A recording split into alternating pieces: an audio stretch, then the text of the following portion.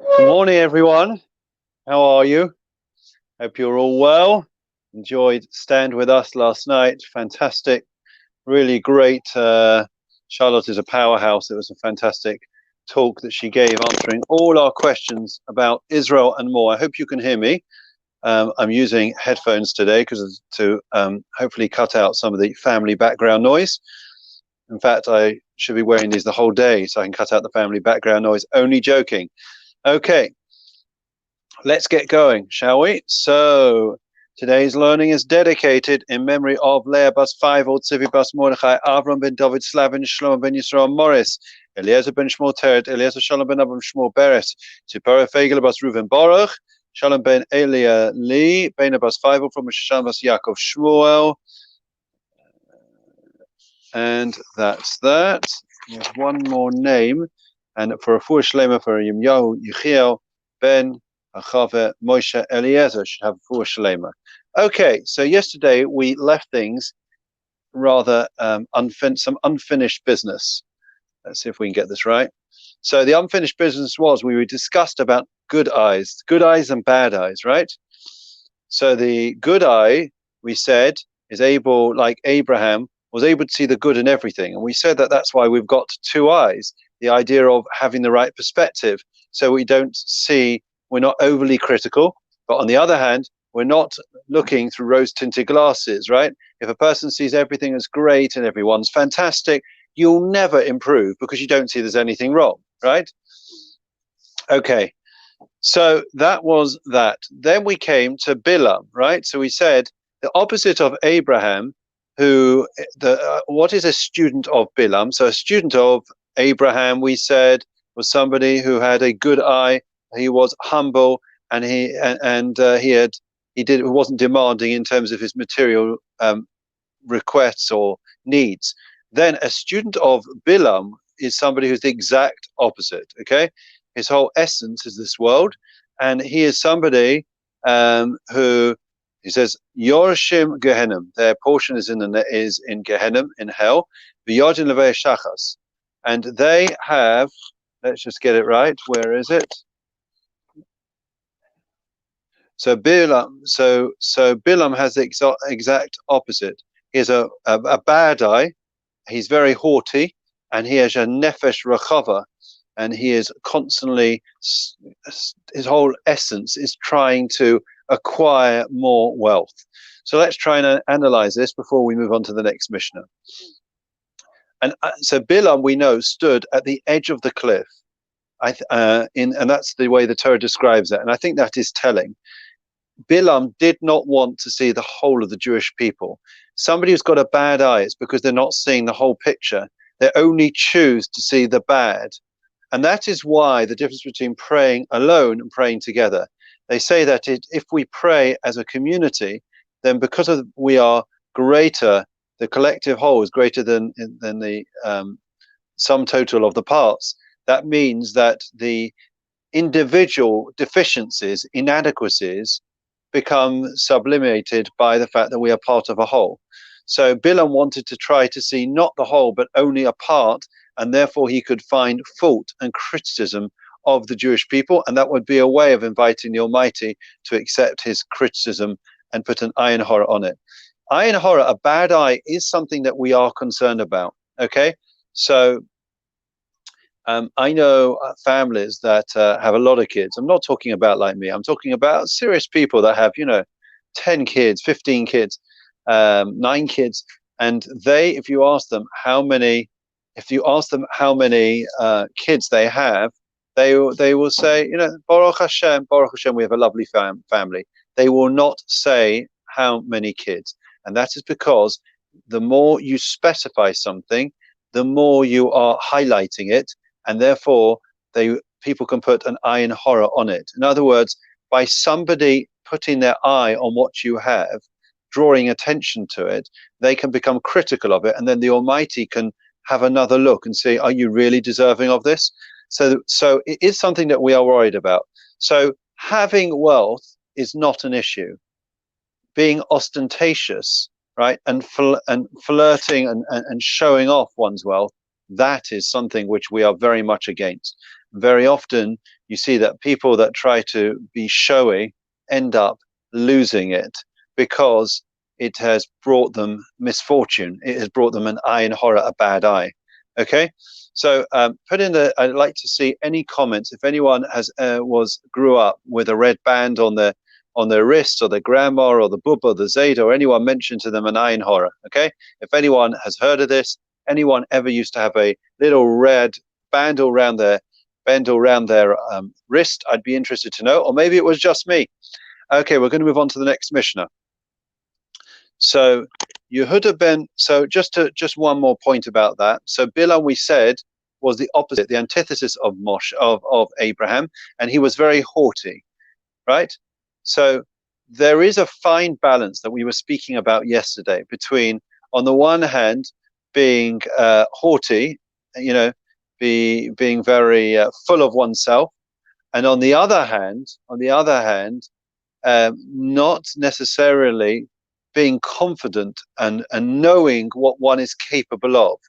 Now, there is a danger of both, right? And that is the striking the right balance in life between being assertive, knowing that I'm capable of this, I can step up to the plate. Yes, I want to have a go at this. All right. And if you don't do that, then you will just live a life of regret about missed opportunities. But if you do it, then you can accomplish and achieve. So it's not haughty to know what you are capable of. And if somebody says, "Is anybody can help me with this?" or is anybody able to do this? And you say, "Yes, actually, I've got the experience. I can do it. I know I can do a good job." I'll tell you a funny story about this. Dayan Yechezkel Abramsky. I don't know if anyone remembers him. Probably not. He was the Dayan, the head Dayan during the war and immediately after the war. Okay, before Dayan, who followed him, wasn't Dayan Swift. Dayan Grossness was next. So Dayan Abramsky after the war once had a court case. The Beis Din, London Beis Din, was taken to court by a shochet who felt he had been wrongly dismissed. So it was an employment law case. And in the court, the judge asked the Dayan, who was called to give evidence, he was asked to state his credentials. And Dayan Abramsky said as follows, and listen carefully, and this you'll remember the Mishnah that we just learned. He said, "My name is Dayan Yechezkel Abramsky. I am the supreme ecclesiastical authority in the Jewish courts and in Great Britain and the Commonwealth." And the judge, in the way that they did then, lowered his glasses and he says, "Dayan Abramsky, I'm a bit surprised by what you said. I thought the Jews are meant to be a modest nation, and yet you seem to be quite not modest in stating your credentials." Dayan Abramsky, without missing a beat, he turned to the judge and he says, "My lord, I'm under oath." And the point being is that Dayan Abramsky knew who he was. He knew that he was the best in the country. That isn't being haughty, right? It's just about knowing who you are. Showing off about one's accomplishments is where one is becoming haughty. But to know who we are, we have to do so, right? We have to be able to put our best foot forward and to step up to the plate and to contribute and to make a mark. Now we have a number of comments that are coming in. Andrea Pass, I put it on my kids' cots. Yeah, my mum did. I think we also did. When babies had one sewn in my I had one sewn in my wedding dress. Okay, brilliant. Very nice. Harry Nash. Red Bengal, yes, and Ayin Hara drummed into me by the Bubbas and Mama and Tata. So we know the source of it. It's not just Mama Lukshan, but it comes from here. Let's do the next Mishnah. It's a one-liner, and I know I'm going overtime. Oh, and Harry Nash knew Dayan Abramsky. There you go. Okay. You couldn't find me on Facebook. I'm here on YouTube, but couldn't find you on Facebook this morning. Okay, well, Estelle, I am here. I'm sorry. Harry's here on Facebook. I think several other people are. I'm sorry that you couldn't, but I'm glad that we have found each other. Now I'm going to try and find myself. Okay, Yehuda ben Tema Omer. Yehuda ben Tema said as follows: Heve az kaname. You're meant to be as bold as a leopard. Bekal kanesha. And you're meant to be as swift as a deer. V'gibor ka'ari. And as strong as a lion. Why, in what sense are we meant to have these credentials, these characteristics? La'asos ratzon avicha shebashamayim, in terms of carrying out the will of your Father in heaven. So, too often in life, I think many here will be able to still remember the words. I remember Lord Sachs mentioning it once, that the reason why so many people went off their religion is because when they grew up, it was difficult to be Jewish. You went to got your job on a Monday, and if you wanted to keep Shabbos, you had to work on a Saturday, and if you didn't, you lost your job. So they grew up with parents saying "Schwer zu sein a Yid." It's difficult to be a Jew, and when they heard this, it meant that they felt that it was a reluctance, dragging of the feet when it came to Judaism. That's the exact opposite of what Yehuda ben Betema is saying. The approach that we're meant to have are more than we say, it's what we do. It's the passion and excitement that our kids and our family see. That is the approach that we're meant to have for ourselves and for our family in terms of Judaism, in terms of our approach. So we're meant to have, on the one hand, we are meant to be, have it as kaname, we're meant to be as bold as a leopard, right?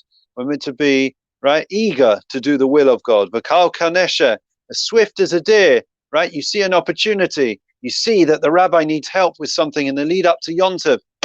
Don't mess around. Give me a text. Give me a call. Say I'm available. I've got 1 hour. I'd love to help. I know it's difficult. You're trying to pull rabbits out the hat, or the rabbits out of a talus bag when it comes to Yom Tov. How are we all going to fit? How are we going to make it work? How are we going to have shofar when we're not allowed to have shofar in the shul?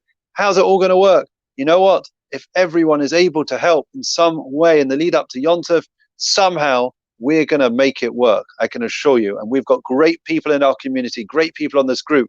We're going to make it a success. Anyways, that's number 2. Number 3, gibor ka'ari. You're meant to be as strong like a lion, strong in terms of the way one does the avoda, the service of God, right? You're meant to get out of bed like a lion, wake up with enthusiasm and excitement for another day, not putting the covers over your head, Harry, and going back to sleep, turning over, hitting the alarm clock. I don't know what it is, and I'll tell you, I'm struggling with this, and maybe you've got some advice. The teenage years, it doesn't matter which one, they all struggle to get up in the morning.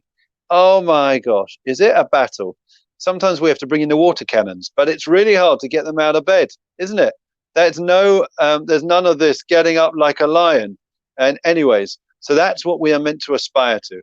We're meant to be excited, swift, enthusiastic, and we're meant to serve God b'chol ma'odecha, with all our resources. It doesn't just mean money. Money sometimes is easier to give. It's about the passion and excitement that we have. Are we putting everything we've got into it? What you put in, friends, is what you get out. And so often I know if my davening wasn't meaningful, if my experience of Judaism, a certain aspect of Judaism wasn't meaningful, I point the finger at myself. I don't say it was the chazan's fault, the rabbi's fault, the teacher's fault. It's because I didn't put enough into it. We'll stop there. Psalm of the day. Guess which one? Psalm 23. The Lord is my shepherd, I shall not want. He causes me to lie down in green pastures. He leads me beside still waters. He restores my soul. He leads me in the paths of righteousness for his name's sake.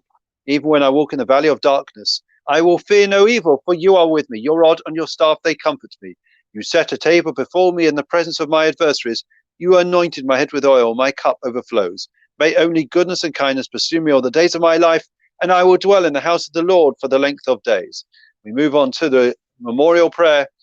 El Malei Rachamim Shoichein Ban Roimim Avsem Nochanochana Akan Fesh Chinabalos Kedoshim Maturin Kazoriki Masim Es Nishmois Lea Bas Fibot Sivi Bas Mordechai Avram Ben David Slavin Shlomo Ben Yisrael Morris Eliezer Ben Shmuel Teret Eliezer Shalom Ben Avon Shmuel Beretz Zipporah Fegel Bas Reuven Baruch Shalom Ben Elieli Ben Bas Fibot from Moshe Bas Yaakov Shmuel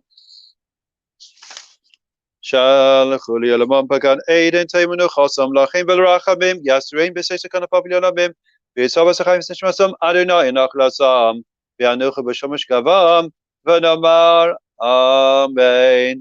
For Shalem a prayer.